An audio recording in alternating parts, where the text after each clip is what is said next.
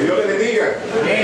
Les invito a que nos pongamos en pie para estar leyendo la palabra del Señor en Gálatas 1:6 en adelante, bajo la bendición del Padre, del Hijo y del Espíritu Santo.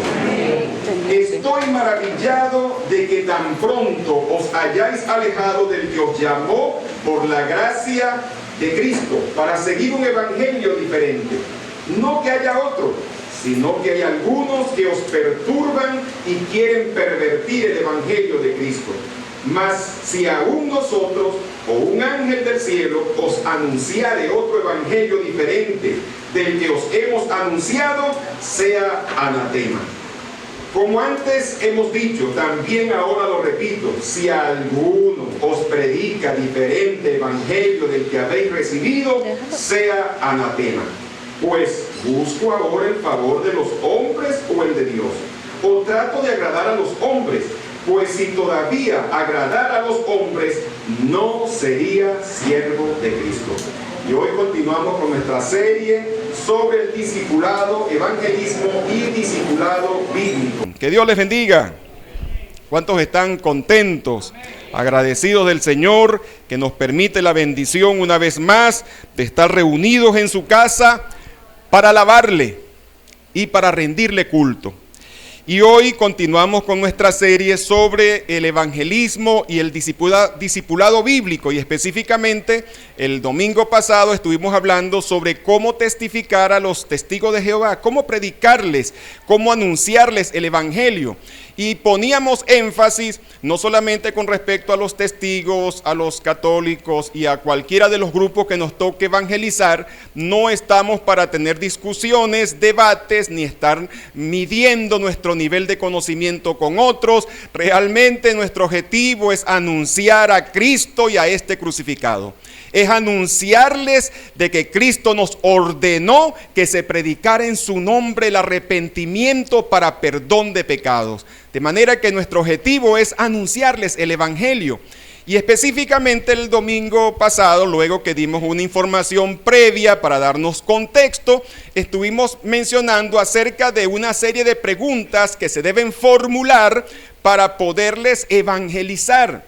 Y es importante que entendamos que especialmente, como decíamos, con cualquier persona que prediquemos, no debemos dar un discurso, no se trata de una conferencia, sino que es un diálogo.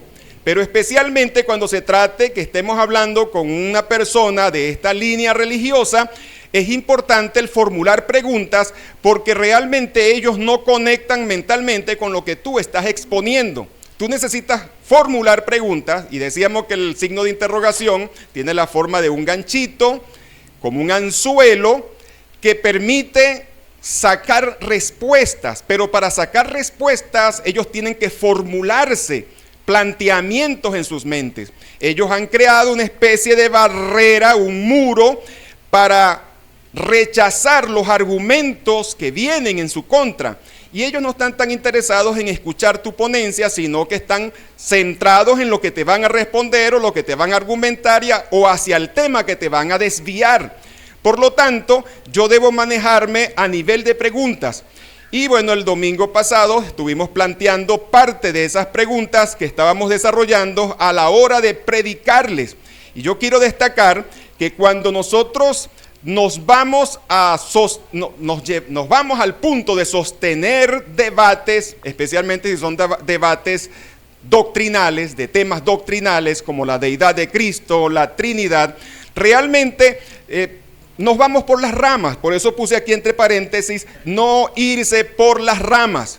Es decir, cuando usted se pone a trabajar en base a temas, debates, en base a temas, la deidad de Cristo, la Trinidad divina, y temas como ese, son uno de los temas que a ellos siempre les gusta mucho debatir, es irse por las ramas, y tú no vas a derribar el árbol trabajando las ramas. Tú tienes que irte a las bases, al tallo, tienes que irte con el hacha al tallo. ¿Por qué? Porque realmente la organización Watchtower no tiene la base. Ellos se autoproclaman como los únicos, los 144,000, y en este caso el cuerpo gobernante, los únicos que pueden interpretar la Biblia.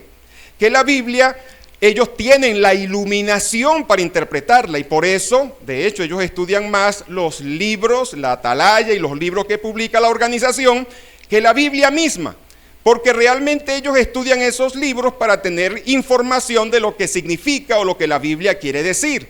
Por lo tanto, yo necesito demostrar que la organización, y en este caso que el cuerpo gobernante, realmente no tiene la autoridad moral ni la autoridad teológica para interpretar. Y es a lo que queremos llevarlos con estas preguntas.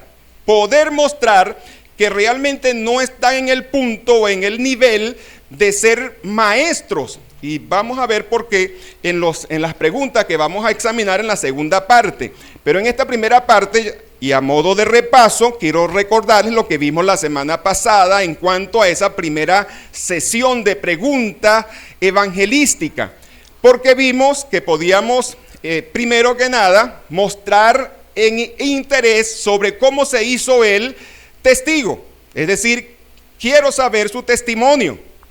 Y quizás eso va a permitir que tengamos un tono amigable, porque toda la información que se da acá de fondo es para que usted tenga formación y convicción al hablar, pero se necesita que usted tenga una actitud amigable. Entonces, es mucho más fácil poner un ambiente amigable si tú le estás pidiendo y le estás mostrando interés, y deberíamos interesarnos. ¿Por qué? Porque, como dije, nuestro objetivo no es ganar discusiones, sino conocer la persona. Escuchar su testimonio, qué lo llevó a estudiar la Biblia, por qué está relacionado con los testigos de Jehová, y todo ese contexto me puede dar mucha información de quién es él. Recuérdese que todos los seres humanos, independientemente de la línea religiosa que profesen, son valiosos. Dios los ama tanto que entregó su Hijo en la cruz también por ellos, y nosotros debemos amarlos también. Y debemos mostrar esa actitud amigable.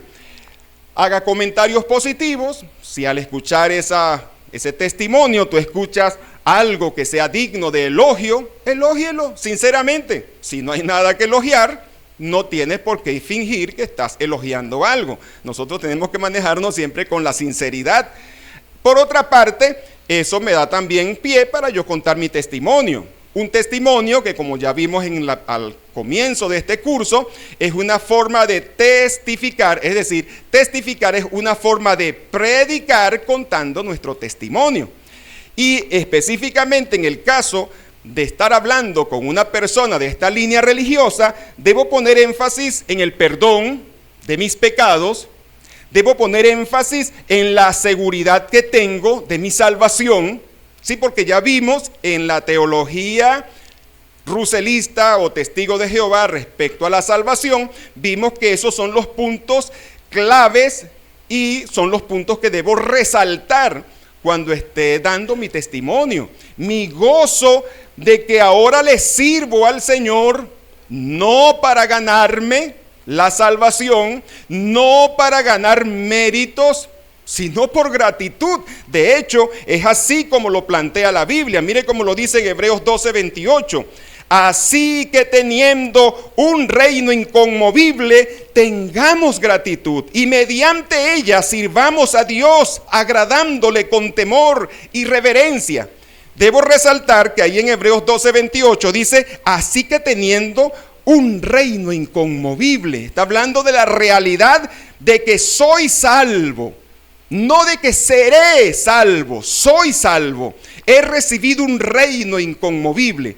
No es que estoy esperando para entrar en el reino, ya estoy. He recibido un reino inconmovible. Soy un súbdito del reino de los cielos. Soy un ciudadano del reino de los cielos. Y eso no es algo futuro, es algo que ya poseo. Entonces el apóstol de los Hebreos dice que teniendo un reino inconmovible, tengamos gratitud.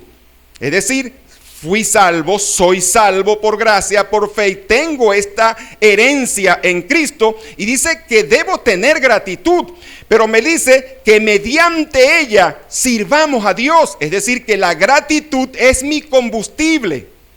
Es decir, ese servicio que está motivado en ganarme la salvación, ese servicio que está impulsado en hacer méritos delante de Dios es incorrecto, y es el que por lo menos esta organización y otras como ella promueven. El servir para ganarse la salvación, el servir para ganar méritos, es un combustible incorrecto. Aquí me dice que mediante esa gratitud de haber recibido el reino inconmovible, dice, mediante esa gratitud sirvamos a Dios. Y luego me dice que no es suficiente con que yo sirva los propósitos de Dios, que debo hacerlo con temor y reverencia, porque es un Dios santo, y como Él es santo, nosotros debemos ser santos también, dice Primera de Pedro 1:16. Y otro texto que pueden anotar allí, además de Hebreos 12:28, es Primera de Pedro 1:3, donde fíjese cómo dice el apóstol Pedro: bendito el Dios y Padre de nuestro Señor Jesucristo, que según su gran misericordia nos hizo renacer para una esperanza viva por la resurrección de Jesucristo de los muertos. Escuche, para una herencia incorruptible, incontaminada e inmarcesible, reservada en los cielos para nosotros. Hermano, esa palabra inmarcesible se refiere a algo que no se puede marchitar. No es como una flor que después de un rato empieza a marchitarse. La herencia nuestra ni es corruptible, no se puede corromper, no se puede contaminar y tampoco se va a marchitar. Es eterna y es una herencia que tenemos en Cristo Jesús, en una esperanza celestial, y debo resaltar que es una esperanza celestial, no una esperanza terrenal. De manera que estas preguntas y esta forma de desarrollarlo nos va a llevar a evangelizarles. Y decíamos el domingo pasado, estoy haciendo un repaso bastante pausado y específicamente en la última parte, no en todo lo dicho del domingo pasado, solamente en esta última parte, porque en realidad hoy voy a continuar con esta serie de preguntas. Vimos, esa persona le va a hacer ruido de que usted tenga una seguridad de la salvación, que usted tenga una seguridad del perdón de sus pecados, que usted tenga un combustible diferente para servir a Dios. Esas cosas le van a hacer ruido y tal vez se lo va a decir, lo que le va a facilitar la primera pregunta. ¿Cómo entiendes tú entonces Juan 5:24? Donde dice que el que oye, de cierto, dice Jesús, de cierto os digo, el que oye mi palabra y cree, dice Juan 5:24, tiene vida eterna. No dice que tendrá, sino que es una posesión presente. Y de lo que está hablando es el que oye su palabra y recibe, cree. De manera que una vez que insistimos, ya eso lo explicamos, insistimos en que vean el texto, repasen el texto, lean y resaltamos las frases clave del texto. Luego hacemos la siguiente pregunta: ¿cuál es el mensaje principal de la organización? Los testigos de Jehová predican acerca de el reino de Dios y que tú puedes pertenecer al reino de Dios.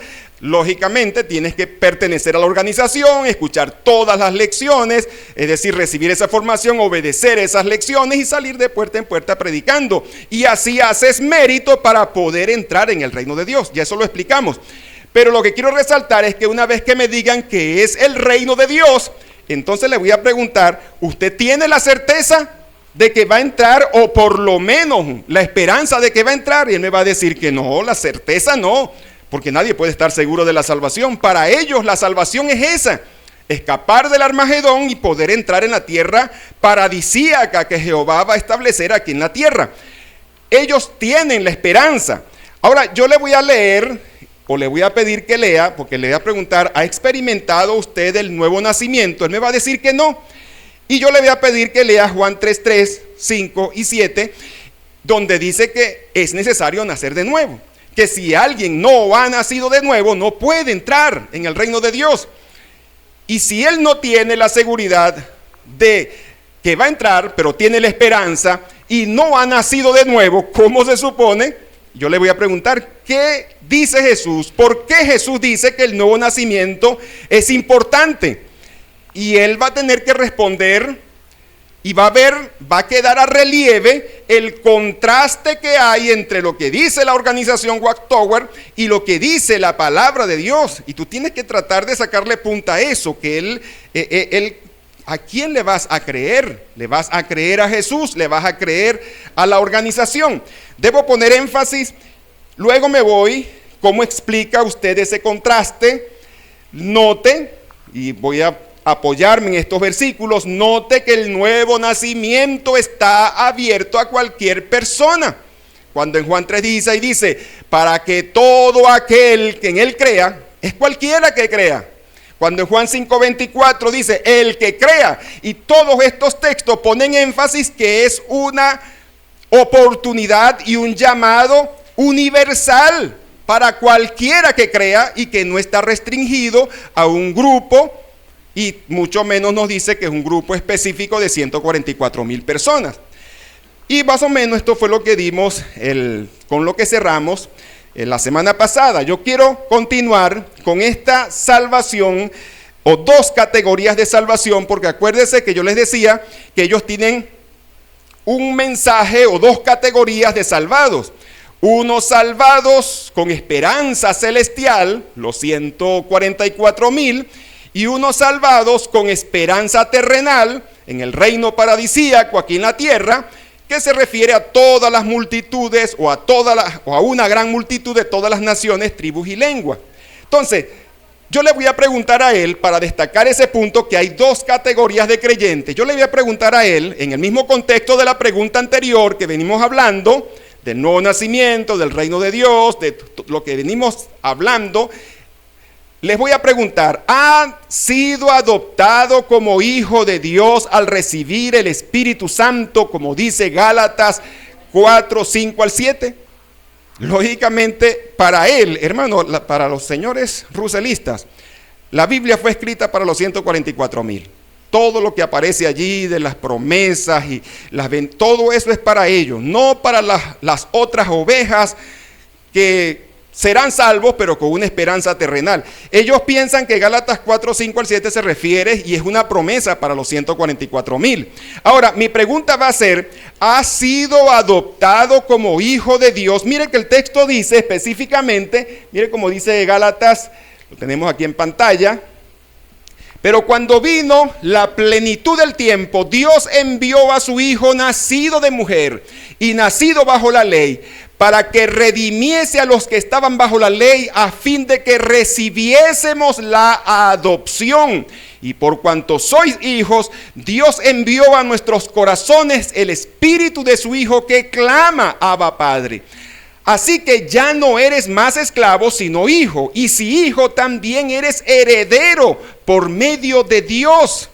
Hermano, esa es una esperanza o una promesa o una realidad para todos los que hemos recibido a Cristo como nuestro Salvador. Hemos sido adoptados como hijos y hemos recibido al Espíritu Santo y podemos clamar con confianza, Abba, Padre, que es como decir querido padre, o papi, o papito.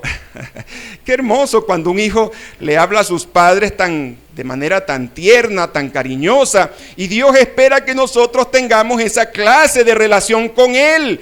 Papi, Abba, Padre, es una forma cariñosa. Ahora, Él me va a decir que no, que eso se relaciona o se refiere es a los 144,000.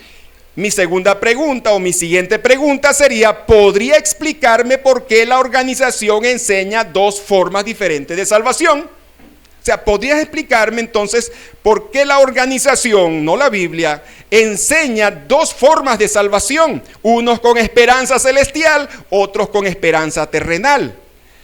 Uno con todos los beneficios de un hijo de Dios adoptado, nacido de nuevo, con el Espíritu Santo como sello, y otros que tienen que ver de lejos las riquezas que Dios ha hecho y ha derramado sobre unos pocos. Esa pregunta me va a llevar entonces a la siguiente. La Sociedad Atalaya enseña que en el año 1935 Dios dejó de llamar gente a una esperanza celestial. Eso lo dicen ellos, eso está en sus libros, eso está en sus publicaciones, no lo digo yo.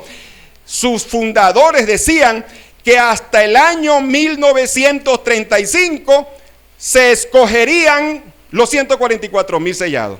Y que de esos que estaban siendo llamados con esperanza celestial, esa puerta se cerraría en 1935. Mi pregunta sería, o sea, me está acabando de decir que no, que esta información de Gálatas y otros pasajes tiene que ver con los 144,000.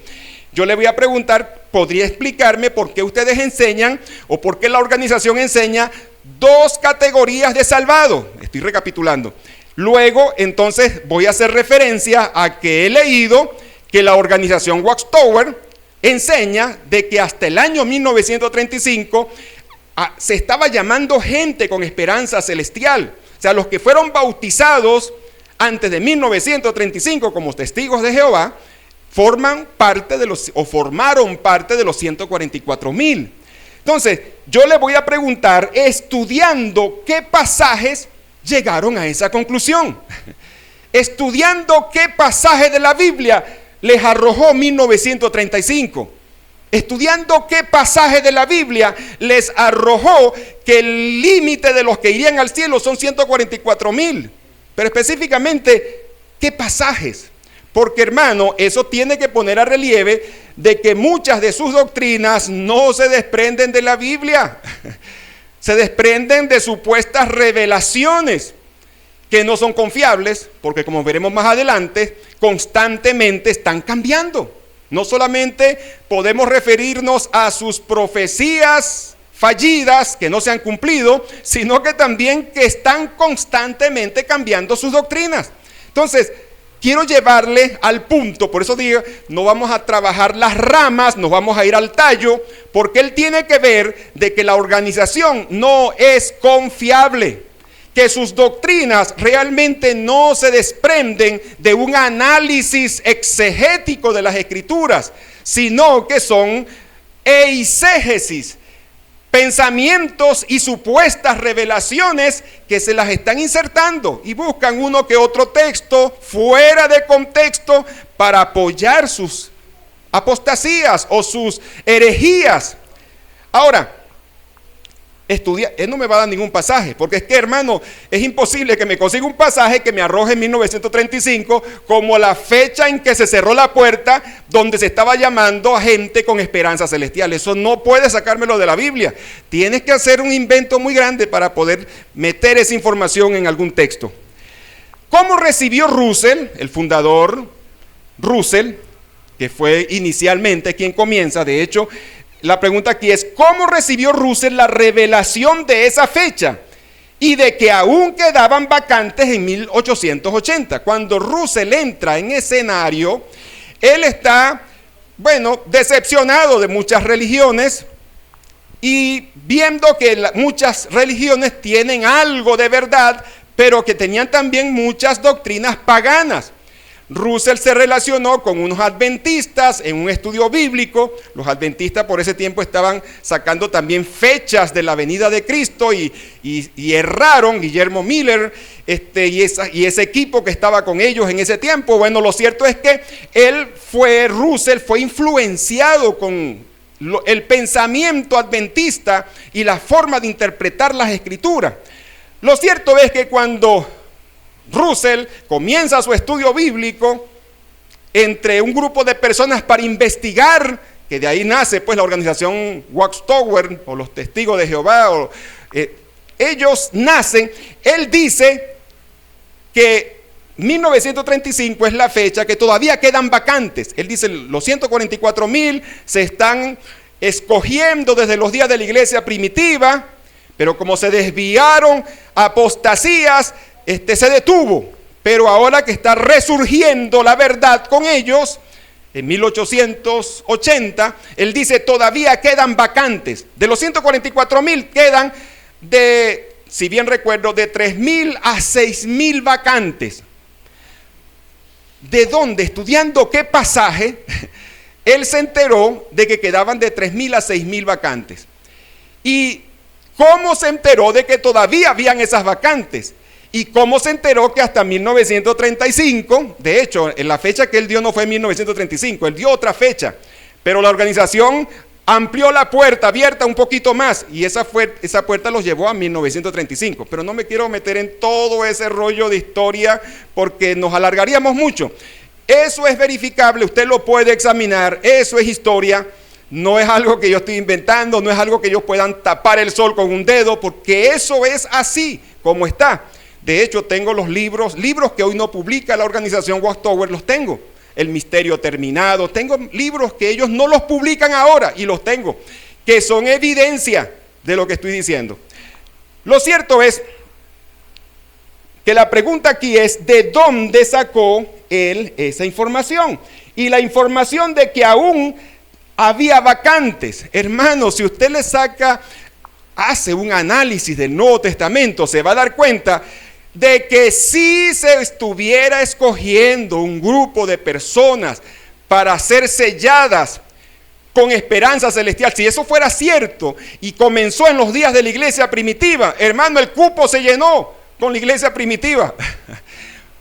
Porque es que, hermano, mire, si usted le echa un vistazo a la historia, tanto bíblica como luego la primera etapa de la historia, nos damos cuenta que el cupo de 144,000, si fuese cierto, porque eso no lo enseña la Biblia en ninguna parte, los 144,000 que mencionan en Apocalipsis claramente dice que está refiriéndose a Israel, de la tribu de tal, menciona específicamente, o sea, es forzar el texto para decir algo que no dice la Biblia, es sacar un texto de su contexto. Pero el punto es de que, como podemos ver en pantalla, miren, Hechos 21:20 dice que cuando lo oyeron glorificaron a Dios y le dijeron, tú ves, hermano, cuántos miles de judíos hay que han creído y todos son celosos por la ley. El proyector está sobrecalentado. Y escuche esto y continuamos sin ese recurso por ahorita, o póngale un ventiladorcito. Esa palabra miles de judíos, en algunos comentaristas, incluyéndolos a ellos en su Biblia de estudio ruselista, dice que decenas de miles. Este texto, en el comentario que hacen inclusive los mismos ruselistas, se refieren a decenas de miles. Si usted toma en cuenta que en Hechos 2:41 dice que se entregaron 3,000, en Hechos 4:4 un número de varones, como de varones, sin contar las mujeres y los niños, de 5,000. Luego me dicen Hechos 13:48 que creyeron los que estaban ordenados. Los historiadores y algunos comentaristas dicen que como mártires fallecieron unas 500,000 personas, de 500,000 a 800,000 personas. Hermano, y leemos en Apocalipsis 2:10 y 24 que esos que murieron como mártires tienen su lugar allá en el cielo con el Señor, no porque murieron como mártires, sino porque le fueron fieles al Señor hasta la muerte. Definitivamente, mis hermanos, nosotros podemos tener la seguridad de que si fuese cierto de que Dios estaba escogiendo 144,000 para ir al cielo, bueno, si fuese cierto, hermano, cuando Russell apareció en el escenario en 1800, ya no quedaban cupos. Pero si quedaban cupos, muéstrame por la Biblia.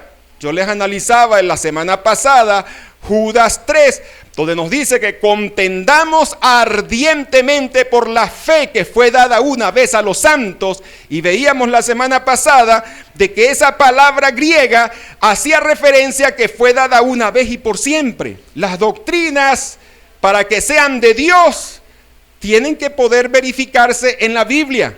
Tiene que estar en la Biblia. Una doctrina, si es nueva, no es bíblica. Y si es bíblica, no es nueva.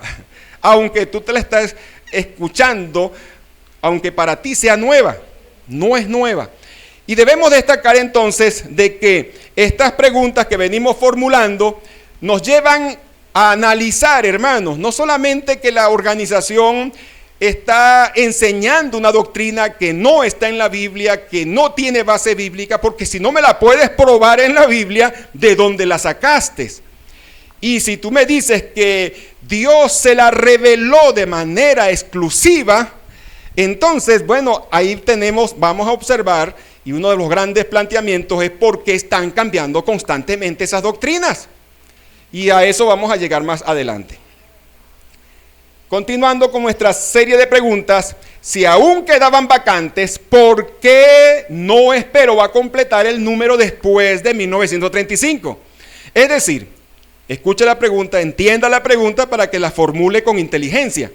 Es decir, si Dios vio en 1880, si Dios vio que había que completar un número y todavía quedaban una vacante de 3.000, 5.000, 6.000 personas, ¿por qué Dios esperó? ¿Por qué mejor Dios no esperó después de 1935? Porque acuérdense que las doctrinas que ellos tenían antes de 1935 son hoy consideradas paganas.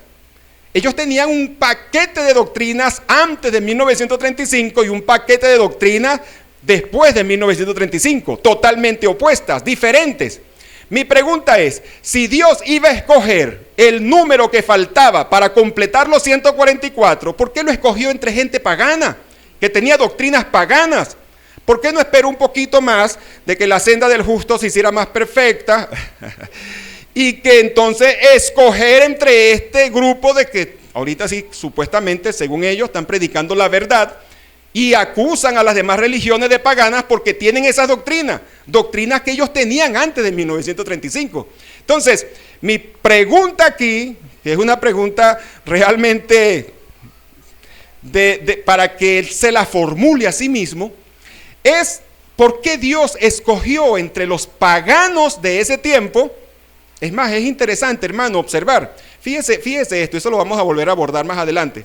Ellos dicen de que Dios vino a ver qué grupos estaban realmente interesados por la verdad. Y cuando Dios examinó, se consiguió con que ellos estaban estudiando las Escrituras y examinó sus frutos. Es decir, ellos dicen que Dios examinó el fruto, que eran sus doctrinas, sus enseñanzas, y entonces Dios los escogió como su siervo fiel y discreto, haciendo referencia de lo que está en Mateo 24, dice, ¿quién es el siervo fiel y prudente, el cual su Señor pondrá sobre su casa para que les dé alimento a tiempo? Entonces ellos dicen que Dios los vio a ellos tan fieles en las Escrituras, con tan buena doctrina, y Dios vio su fruto y los escogió a ellos como el siervo fiel y discreto, que ni es fiel ni es discreto, porque vemos que ha abusado poniendo palabras en la boca de Dios y profetizando cosas que Dios no les dijo que profetizara. Ahora, no solamente eso, dicen que ellos son el único canal entre Dios y la tierra. O sea, mediador entre Dios y los hombres, usurpando el lugar de Cristo, hermano. Entonces, todo eso en base a que Dios examinó sus frutos, sus doctrinas. Y eso me va a llevar a otra pregunta. Porque ¿cómo quedó ese grupo que fueron seleccionados como el esclavo fiel y prudente por sus frutos, por sus doctrinas? Resulta que todas esas doctrinas hoy día ellos dicen que son paganas. Entonces, ¿cómo quedamos allí? Pues, ¿te das cuenta? Hay unas, y ellos no lo piensan, ellos no lo ven, porque a ellos se les educa, hermano, para repetir de manera autómata lo que la organización les dice. Ellos no pueden cuestionarlo. Les repito, hermano, nosotros acá les enseñamos a ustedes que verifiquen lo que se les enseña. A usted no le obligamos que repita al caletre lo que se le dijo. Y si usted no lo repite, usted está cuestionando a Dios y a Dios no se le cuestiona, a Dios se le obedece. No, eso no se le dice a ustedes aquí. A ustedes se les dice que sean como los de Berea, Hechos 17, 10 y 11, que eran nobles, porque examinaban las Escrituras para ver si estas cosas eran así. Para ver si estas cosas... A usted no se le dice que tenga una fe ciega. No, verifique. Usted tiene su Biblia. ¿Cómo es posible que usted sea engañado y sea guiado a la apostasía y usted no se dé cuenta? Usted tiene su Biblia, estúdiala y verifique lo que se le predica. Pero a ellos se les obliga a repetir en coro lo que la organización dice. No está permitido el pensamiento analítico. Y es lo que usted tiene que procurar, que vea, y cuando le diga un disparate, pídale que lo repita, repítelo explícame de nuevo eso, porque de verdad para mí no tiene sentido.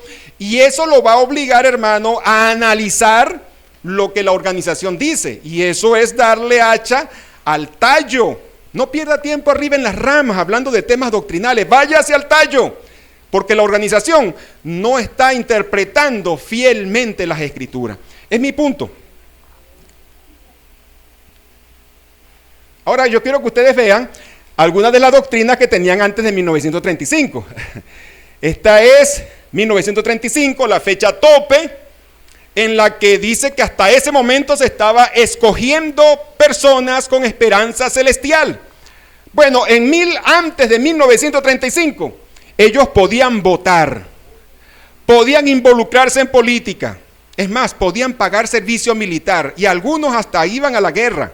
Eso era antes de 1935, pero después no votan, ni se involucran en política, ni tampoco se enlistan en el servicio militar, ni si hay guerra no van a la guerra. Es decir, son dos posiciones diferentes. Antes de 1935, ellos celebraban cumpleaños, celebraban la Navidad, celebraban otros festivos. Nosotros tampoco celebramos la Navidad. Pero mi punto es que en ese tiempo ellos no lo veían como doctrina pagana.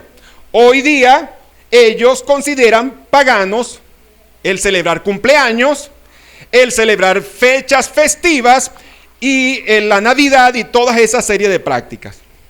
Lo que yo quiero que usted vea, el antes y el ahora. Todos los testigos irían al cielo. Ahora solo los testigos esperan un paraíso en la tierra. Podían recibir transfusiones de sangre. Hoy día no, hermano. Es más, primero se opusieron a las transfusiones de sangre. Luego expulsaban a las personas. Más adelante, creo que fue no recuerdo bien la fecha, pero se estableció una nueva ley, una nueva revelación, donde había que expulsar a los que permitieran transfusiones en 1945. Otras, estoy diciendo algunas porque son muchas, creían que Jesús murió en una cruz. Ellos actualmente creen que Jesús murió en un poste, en un madero de tormento. Creían y adoraban a Jesús. Hoy no, hoy le rinden homenaje, pero no le rinden adoración. ¿Cómo usted le rendería homenaje a alguna de las personas que han hecho grandes cosas por la nación? Podían fumar, hoy no, pero en aquel tiempo podían fumar. Entre esa gente, hermano, fue que Dios escogió supuestamente, según su doctrina, los 144,000 que faltaban, es decir, los 3,000, 6,000 que faltaban para completar los 144,000. Mi pregunta es, ¿por qué los escogió de allá, que tenían doctrinas paganas? ¿Por qué no esperó que estuvieran aquí? La senda del justo es como la luz de la aurora. ¿Por qué no esperó que la luz estuviera más clara y estuvieran caminando mejor? No adoran a Jesús, fuman y en la actualidad todavía no tienen una posición en contra de las bebidas alcohólicas. Ellos dicen, tú puedes beber, lo que no te puedes es embriagar. Siempre recuerdo un conocido allá en Villa de Cura, que vivía cerca de la casa. Él era testigo de Jehová y él a veces pasaba por frente del negocio tratando de caminar derecho. No estoy embriagado, pero hermano, se veía que estaba haciendo un esfuerzo por caminar derecho porque estaba embriagado. Entonces, el punto mío es esas doctrinas que se desprenden no de las Escrituras, no permitían trasplante de órganos, no lo permitían. En la actualidad sí lo permiten. El 9, no se consideraban una organización. Ellos decían que las organizaciones es cosa de hombres, era cuestiones humanas, no de Dios. Eso es lo que pensaban antes. Hoy día son la organización Watchtower. Son una organización, se consideran una organización, la organización de Jehová. No permitían vacunas. Mucha gente murió, hermano, tanto por la necesidad de recibir un trasplante de órgano, como por vacunas que le pudieron salvar la vida. Gente murió por ser fieles a su religión, no a Dios, a su religión. Y hoy día sí permiten las vacunas, no tienen problema. Y la lista sigue. Mi punto es, en primer lugar, si Dios revisó el fruto y después, en base a ese fruto, los escogió para ser el canal de comunicación entre Dios y la tierra. Y los escogió por ser los siervos fieles y discretos. Pero ahora ustedes me dicen que esas doctrinas son paganas. Entonces, ¿en qué quedamos? ¿Por qué los escogió de esa época? ¿Y por qué esas personas entonces hoy día o eran paganos aquellos o son paganos estos que se alejaron? O sea, son preguntas que aunque hay que hacerlas con respeto, pero hay que hacerlas, porque tú necesitas que él piense, que analice la realidad de su organización. Eran paganos los testigos antes de 1935, eran paganos y es basado en eso, ya que hoy todas las religiones que tienen esas doctrinas que ellos tenían antes, ellos dicen ustedes son paganos. Les acusan de pagano. A usted lo ven celebrando un cumpleaños y usted es un pagano. Y califican a la religión de pagana por ello. Pero eso es lo que hacían ellos. Entonces, es importante poner el dedo en ese sitio donde duele para que invitar al autoanálisis. Si solo los 144,000 tienen al Espíritu Santo y solo ellos pueden interpretar la Biblia, ¿cómo hace el cuerpo gobernante en la actualidad? Ellos dicen que siempre están recibiendo nueva luz, una luz que los ayuda a estar cada vez más cerca de la verdad de Dios.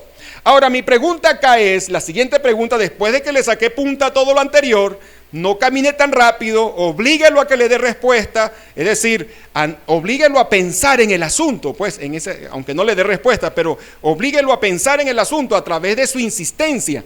Ahora, si solo, hermano, escuche, ellos dicen que solo los 144,000 tienen el Espíritu Santo y reciben la iluminación para entender la Biblia.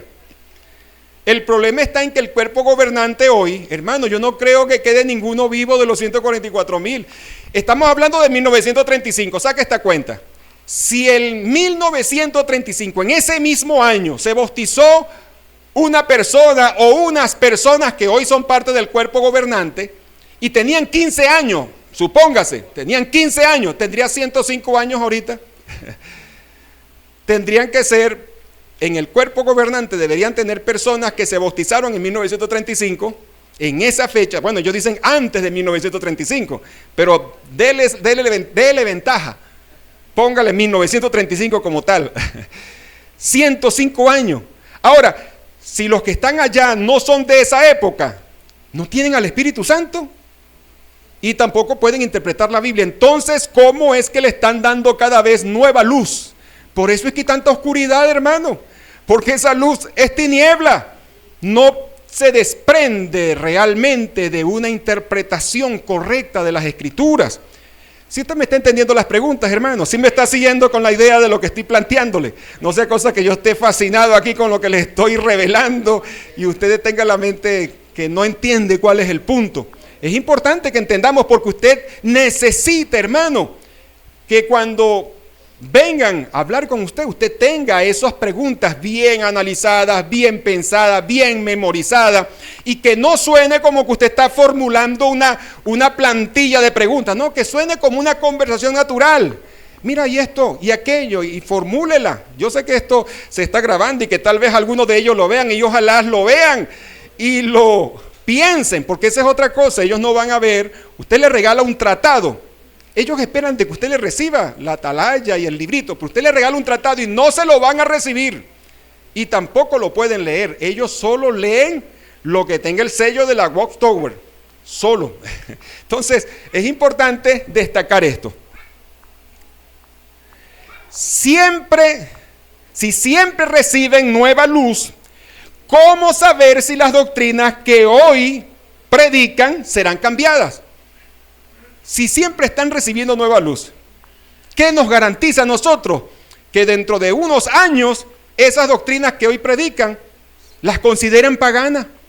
De hecho, hermano, hay doctrinas que las han cambiado y las han vuelto a cambiar. Es decir, por ejemplo, hubo un momento en que decía que Romanos 13:1 significaba los gobernantes terrenales. Después, cuando entró, creo que fue Rutherford, el siguiente después de Russell, entonces él dijo no, que ese era Cristo, que era Jehová, que era Cristo. Le dio una interpretación espiritualizando el texto. Después que murió Rutherford y expulsaron gente porque no creyeron eso y no estuvieron de acuerdo con eso, los expulsaron.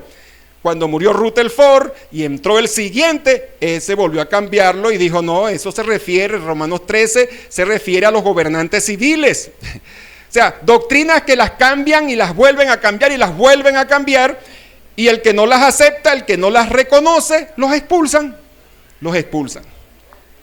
Ahora, yo quiero llamar su atención a esto, a lo que estábamos analizando la semana pasada. Una fe, la fe que ha sido una vez dada, y vimos que esa palabra hapax en Romanos 6:10, una vez y por todas. En Hebreos 9:26, una vez y para siempre. En Hebreos 9:27, una sola vez. Esa palabra hapax se refiere a algo que fue entregado y que no necesita añadírsele. Hermano, a las doctrinas bíblicas no hay que añadirle. Ellos te citan Proverbios 4:18, donde dice que la senda de los justos es como la luz de la aurora que va en aumento hasta que el día se hace perfecta. Hermano, pero allí se refiere a un crecimiento en la obediencia a la palabra de Dios. Es decir, la senda del justo va mejorando, va creciendo, va mejorando en la medida que vas comprendiendo más la revelación de la palabra del Señor y te vas sometiendo. Y en ese sentido es correcto, va en aumento. Y realmente el día será perfecto cuando esto corruptible se vista de incorrupción y esto mortal se vista de inmortalidad. Allí tendremos esa perfección de Dios.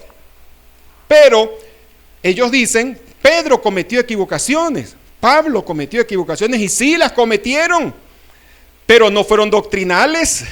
Sus equivocaciones fueron personales y las reconocieron y las corrigieron. Pero en ninguna parte de la Biblia sale Pedro diciendo, hermano, ¿se acuerdan la carta que les escribí? No, ahora no es así. En 2 de Corintios no dice, mire lo que yo le dije en 1 de Corintios, me equivoqué.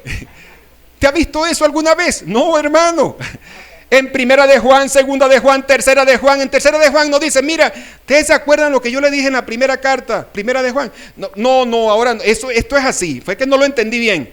No, hermano, la revelación bíblica no fue modificada, fue dada una vez y por siempre.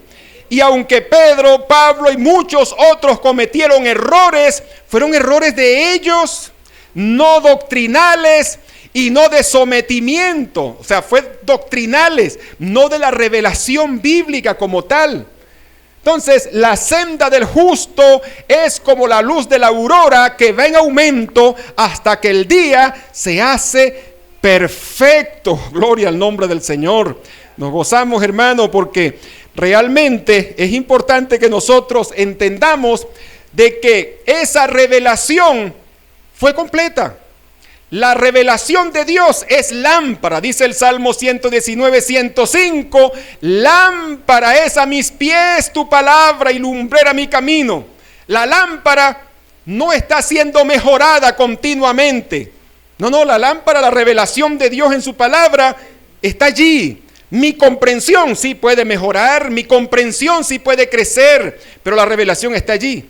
Yo les ponía el domingo pasado un ejemplo, porque ellos dicen de que ellos están cambiando porque constantemente están recibiendo nueva luz, nueva comprensión y están mejorando. Pero yo decía que no es real, no es cierto, porque si yo tuviera en este salón 4 bombillos de 100 vatios, pero tengo prendido solo uno, hay una iluminación deficiente porque tengo solo uno. Para que vaya en aumento, yo debo prender la segunda lámpara, la tercera lámpara y la cuarta lámpara sin apagar las anteriores. Entonces la luz va en aumento. Pero si cuando prendo la segunda lámpara apago la primera y cuando prendo la tercera, apago la segunda, y cuando prendo la cuarta, apago la tercera. ¿Sí me entendió el trabalengua? Hermano, no tienes la misma iluminación. Tiene la misma iluminación. Ellos no están aumentando su conocimiento. Ellos introducen un nuevo paquete de doctrinas y eliminan el anterior, apagan la lámpara anterior.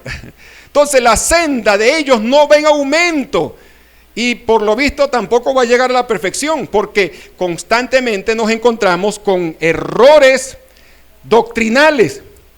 Ellos dicen textualmente en una entrevista que se le hizo a uno de ellos, no recuerdo ahorita, dice que Dios es el editor de la revista Atalaya.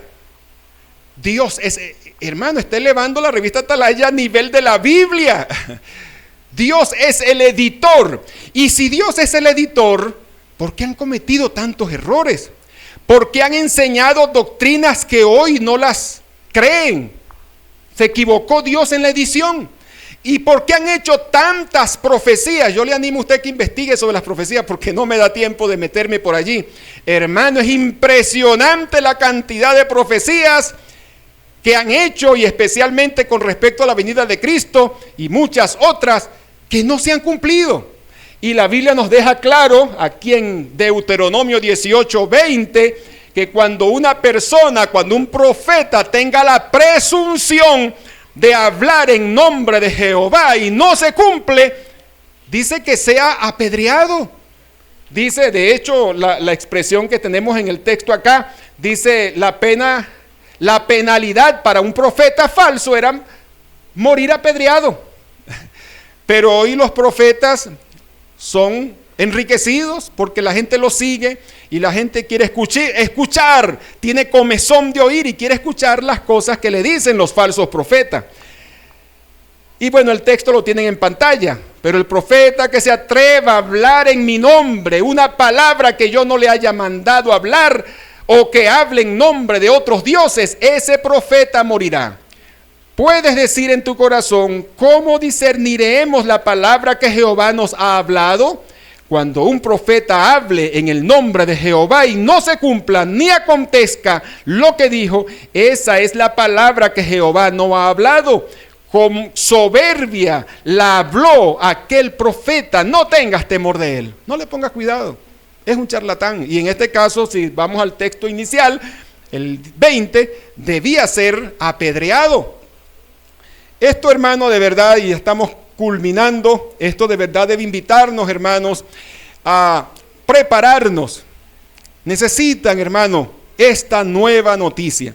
Sí, es bueno que usted se prepare en temas como la deidad de Cristo. Yo me siento preparado para hablar de la deidad de Cristo, de la Trinidad Divina. Les he dado estudios a ustedes acá. Y sí debes prepararte, pero no para hablar con ellos. En esa etapa no.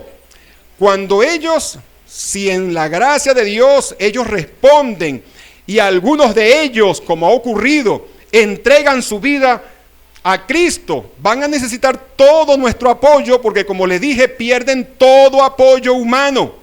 Pero además de eso, usted va a necesitar depurarlo de todas las doctrinas que se le han enseñado. Y allí les puedes explicar sobre la deidad de Cristo, sobre la Trinidad Divina, sobre las Sagradas Escrituras y tantas otras doctrinas del alma, que si se mueren, si tienen, que tú no tienes un alma, eres un alma. Si hay un cielo, si hay una vida consciente, si hay un infierno, esos temas los hablaríamos con ellos ya en otro punto.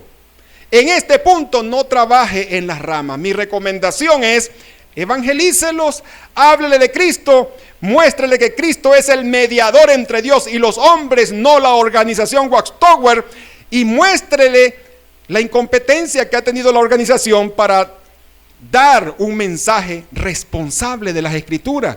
No son el siervo fiel y discreto, porque es una indiscreción poner palabras en la boca de Dios y profetizar en el nombre de Dios. No puede decirse que es un mensajero fiel y discreto, porque si de algo está careciendo es de discreción. Uno debe hablar, hermano, con responsabilidad en las Escrituras y apegado a lo que dice el texto, no emocionalmente. y con ligereza decir cosas. Entonces, mis hermanos, oremos por ellos, hablemosle y que Dios nos use en algún momento para hablarles y guiarles a Cristo el Salvador.